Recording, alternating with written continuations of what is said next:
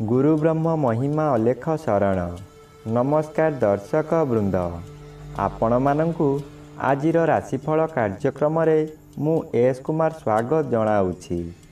प्रतिदिन निजर राशिफल जानिबा पाई गुरुकृपा यूट्यूब चैनल को सब्सक्राइब करंतु और पाखरे थिबा बेल आइकन को प्रेस करी ऑल नोटिफिकेशन ऑन करी दियंतु, जहा फଳରେ आमे जेतेबेले वीडियो अपलोड करिवो प्रथमे आपण वीडियो देखि पारिबे। आमर यही वीडियो रे आपण संपूर्ण पंचांग सहित मेष ठारू मीन पर्यंत 12 गोटी राशिर राशिफल विषय रे जानि पारिबे। वीडियो को दयाकरी शेष पर्यंत देखंतु। वीडियोटी भल लागिथिले वीडियो को लाइक करंतु एवं आपणक प्रियजन पाखु शेयर करी जणांतु। एबे आसंतु जानिबा आज दिनर संपूर्ण पंचांग विषय। आज इंग्राजी 2026 मसीहा मई मास 1 तारिख शुक्रवार, दिल्ली स्वराब्द सन 1433 साल, स्वाधीन भारताब्द 79 वर्ष, महिमाद 199 वर्ष, उत्कल गजपति श्री श्री गजपति दिव्यसिंहदेव महाराजांकर 69 अंक, सौरस्व बैशाख मास 18 दिन, चांद्रमते पूर्णिमा तिथि रात्रि 9 घंटा 27 मिनिट पर्यंत। आजिर सूर्योदय विरजा क्षेत्र को 5 घंटा 15 मिनिट, मेष लग्न 2 दंड 19 लिता गते उदय। आजिर सूर्यास्त विरजा क्षेत्र को 6 घंटा 7 मिनिट, तुला लग्न 3 दंड 7 लिता गते अस्त। आज तुला चंद्र 60 दंड, स्वाति नक्षत्र शेष रात्रि 3 घंटा 10 मिनिट पर्यंत। आज जन्मित शिशुर तुला राशि वैश्यवर्ण देवगण, शेष रात्रि 3 घंटा 10 मिनिट गते दानवगण। आज मृत व्यक्तिर शेष रात्रि 3 घंटा 10 मिनिट गते एकपाद पुष्कर दोष। निषिद्ध खाद्य आज आमिष भोजन निषेध अटे। आजिर अमृत योग प्रातः 6 घंटा 50 मिनिट मध्य, दिवा 7 घंटा 38 मिनिट गते 10 घंटा 2 मिनिट मध्य, दिवा 11 घंटा 38 मिनिट गते 1 घंटा 14 मिनिट मध्य, दिवा 1 घंटा 50 मिनिट गते अपराह्न 3 घंटा 27 मिनिट मध्य, रात्रि 7 घंटा 42 मिनिट गते 9 घंटा 19 मिनिट मध्य एवं शेष रात्रि 3 घंटा 43 मिनिट गते 4 घंटा 31 मिनिट मध्य। आजिर महेंद्र योग रात्रि 11 घंटा 31 मिनिट गते 11 घंटा 51 मिनिट मध्य एवं शेष रात्रि 4 घंटा 5 मिनिट गते 5 घंटा 15 मिनिट मध्य। आजिर काल बेला एवं बार बेला दिवा 8 घंटा 18 मिनिट गते मध्याह्न 12 घंटा मध्य। आजिर काल रात्रि 8 घंटा 57 मिनिट गते 10 घंटा 25 मिनिट मध्य। आजिर राहु काल पूर्वाह्न 10 घंटा 30 मिनिट ठारू मध्याह्न 12 घंटा मध्य रे। आजिर घात चंद्र नाही। मिथुन राशिर घात नक्षत्र, घात तिथि नाही। बिछा राशि धनु राशि और मीन राशिर घात 12। प्रिय बंधुगण, एबे आसंतु जानिबा मेष ठारू मीन पर्यंत 12 गोटी राशिर राशिफल विषय। राशि चक्रर प्रथम राशि मेष राशि। आज मेष राशि जन्मित व्यक्ति मानक सकाशे सप्तम चंद्र अन्य ग्रह द्वारा बाधा पाउथिबारु अशुभ फल प्रदान करिवे। आज हठात कोनोसी कारणरू आपणकर आय बंद होई जिवो। आपण जेते चेष्टा कले मध्य व्यवसाय को वृद्धि करि पारिबे नाही। कर्म क्षेत्र रे विशृंखला देखा देव। चाकिरी करुथिबा व्यक्ति चाकिरी रे बहु बाधा विघ्न देई गति करिवे। तळ कर्मचारी माने गुप्त शत्रु पालटी जिवे। आज आपण बंधु अप्रिय मध्य होई पारंती। एबे आसंतु जानिबा राशि चक्रर द्वितीय राशि वृष राशि विषय रे। आज वृष राशि जन्मित व्यक्ति मानक सकाशे षष्ठ स्थान रे चंद्र गोचर करुछंती शुभ फल प्रदान करिवे। आज आपणक परिवार मध्य रे हस खुशीर उत्तम वातावरण खेली जीव। विगत दिन मानकरे ଆପଣ ପ୍ରତ୍ୟେକ କାର୍ଯ୍ୟରେ ଫେଲ୍ ମାରିଥିଲେ। ଏବେ ଯେଉଁ କାର୍ଯ୍ୟ କରିବାକୁ ଆଗ୍ରହ ପ୍ରକାଶ କରିବେ ତହିଁରେ ସଫଳତା ନିଶ୍ଚୟ ମିଳିବ। ଷଷ୍ଠ ଚନ୍ଦ୍ର ଆର୍ଥିକ ଦୃଷ୍ଟିରେ ଉନ୍ନତି ଆଣେ।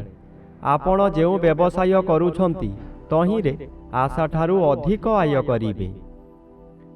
ଏବେ ଆସନ୍ତୁ ଜାଣିବା ରାଶିଚକ୍ରର ତୃତୀୟ ରାଶି ମିଥୁନ ରାଶି ବିଷୟରେ।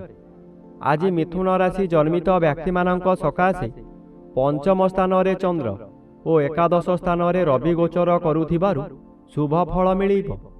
ଆଜି ଆପଣଙ୍କର ଜ୍ଞାନ ବହୁ ଗୁଣରେ ବଢ଼ିଯିବ। ପ୍ରତ୍ୟେକ କାର୍ଯ୍ୟ କରିବା ପୂର୍ବରୁ ଭଲ ଭାବରେ ଚିନ୍ତା କରିବେ।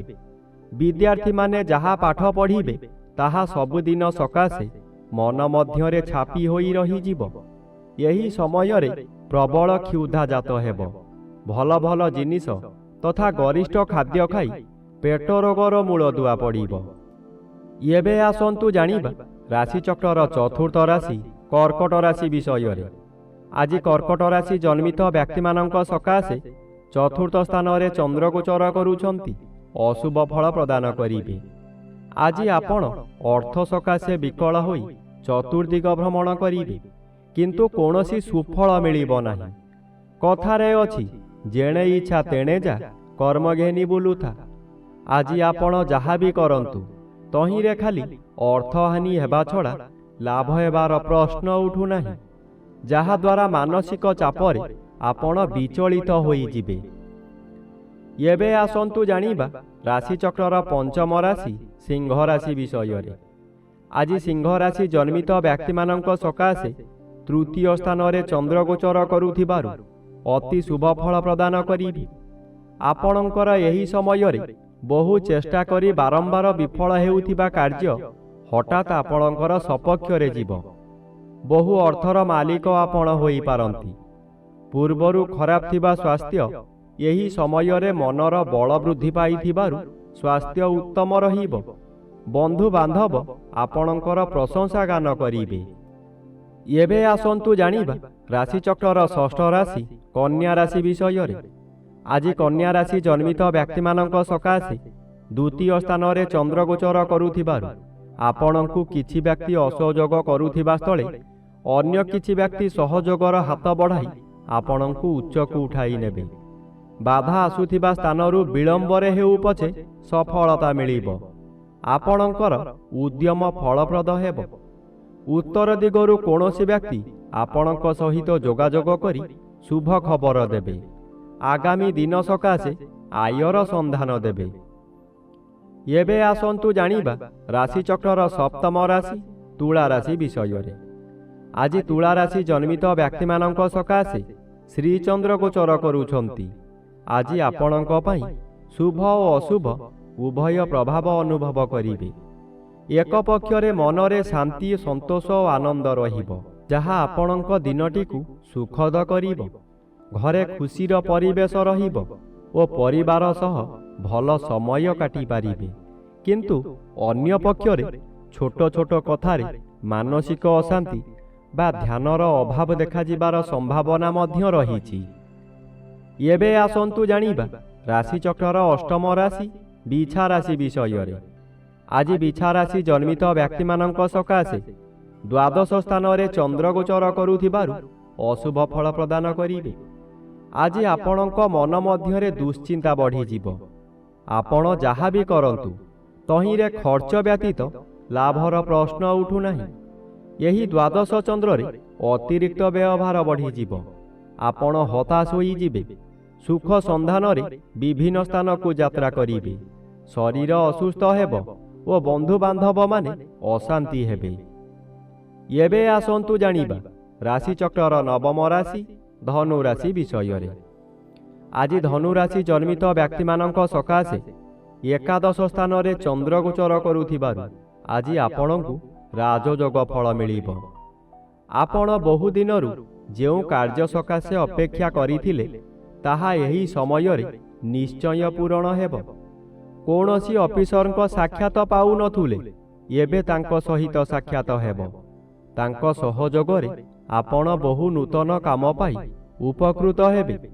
ଏହି ସମୟରେ ଆପଣଙ୍କର ବ୍ୟବସାୟ ଅତି ସୁଚାରୁ ରୂପରେ ଚାଲିବ। ଏବେ ଆସନ୍ତୁ ଜାଣିବା ରାଶିଚକ୍ରର ଦଶମ ରାଶି ମକର ରାଶି ବିଷୟରେ। ଆଜି ମକର ରାଶି ଜନ୍ମିତ ବ୍ୟକ୍ତିମାନଙ୍କ ସକାଶେ ଦଶମ ସ୍ଥାନରେ ଚନ୍ଦ୍ର ଗୋଚର କରୁଥିବାରୁ ଶୁଭ ଫଳ ପ୍ରଦାନ କରିବେ। ଆଜି ଆପଣଙ୍କ କର୍ମକ୍ଷେତ୍ରରେ ଉଚ୍ଚତର ପାହ୍ୟାକୁ ଉନ୍ନୀତ ହେବେ। ଏହି ସମୟରେ ନୂତନ କର୍ମ ମଧ୍ୟ ମିଳିବ। ଯେକୌଣସି କାମ କରନ୍ତୁ ତହିଁରେ ସଫଳତା ମିଳିବ। ଉପରିସ୍ଥ ଅଫିସରଙ୍କଠାରୁ ପ୍ରଶଂସାମାନ ମିଳିବ। ପ୍ରତିଷ୍ଠା ଲାଭ କରିବେ। ଆଜି ଆପଣଙ୍କ କାର୍ଯ୍ୟ ଦେଖି ସାଥୀ କର୍ମଚାରୀମାନେ ଆପଣଙ୍କୁ ଅନୁକରଣ କରିବେ ଓ ସଫଳତାର ସୂତ୍ର ଶିକ୍ଷା କରିବେ। ଏବେ ଆସନ୍ତୁ ଜାଣିବା ରାଶିଚକ୍ରର ଏକାଦଶ ରାଶି କୁମ୍ଭ ରାଶି ବିଷୟରେ। ଆଜି କୁମ୍ଭ ରାଶି ଜନ୍ମିତ ବ୍ୟକ୍ତିମାନଙ୍କ ସକାଶେ ତୃତୀୟ ସ୍ଥାନରେ ରବି ଓ ନବମ ସ୍ଥାନରେ ଚନ୍ଦ୍ର ଗୋଚର କରୁଛନ୍ତି ଶୁଭ ଫଳ ପ୍ରଦାନ କରିବେ। ଆଜି ଆପଣ ଯେଉଁ କାର୍ଯ୍ୟ କରିବାକୁ ଚାହିଁବେ ତହିଁରେ ସଫଳତା ମିଳିବ। ବିଶେଷ କରି ଏହି ସମୟରେ ଜନମଙ୍ଗଳ କାର୍ଯ୍ୟକ୍ରମରେ ଯୋଗ ଦେଇପାରନ୍ତି। ଜନହିତକର କାର୍ଯ୍ୟ କରି ଉଚ୍ଚ ପ୍ରଶଂସା ପାଇବେ। ଚତୁର୍ଦିଗରୁ ସମ୍ମାନ ମିଳିବ। ଖୁସିରେ ଦିନ କାଟିବେ। ଏହି ସମୟରେ ଭାଗ୍ୟରେ ପରିବର୍ତ୍ତନ ହୋଇଯିବ। ଏବେ ଆସନ୍ତୁ ଜାଣିବା ରାଶିଚକ୍ରର ଦ୍ୱାଦଶ ବା ଶେଷ ରାଶି ମୀନ ରାଶି ବିଷୟରେ। ଆଜି ମୀନ ରାଶି ଜନ୍ମିତ ବ୍ୟକ୍ତିମାନଙ୍କ ସକାଶେ ଅଷ୍ଟମ ସ୍ଥାନରେ ଚନ୍ଦ୍ର ଗୋଚର କରୁଥିବାରୁ ଅତି ଅଶୁଭ ଫଳ ପ୍ରଦାନ କରିବେ। ଏହି ସମୟରେ ଆପଣ ଯେଉଁ ସ୍ଥାନକୁ ଯିବେ ସେଠାରେ କଳହ ହେବ। ବିଭିନ୍ନ ପ୍ରକାର କ୍ଷତି ହୋଇ ଆପଣଙ୍କର ମଥା ବିଚଳିତ ହୋଇଯିବ। ରାସ୍ତାରେ ଯିବା ସମୟରେ ଆପଣ ଅନ୍ୟମନସ୍କ ହୋଇପାରନ୍ତି। ସାବଧାନ ନ ରହିଲେ ଯାନବାହନ ଦୁର୍ଘଟଣାକୁ ଏଡ଼ାଇ ଦେଇ ହେବ ନାହିଁ। ଏହି ସମୟରେ ଆପଣଙ୍କୁ ଗରମ ଜ୍ୱର ମଧ୍ୟ ହୋଇପାରେ। ପରିବାର ମଧ୍ୟରେ କେହି ଜଣେ ହେଲେ ପଚାରିବେ ନାହିଁ ତମର କ'ଣ ହେଉଛି ବୋଲି।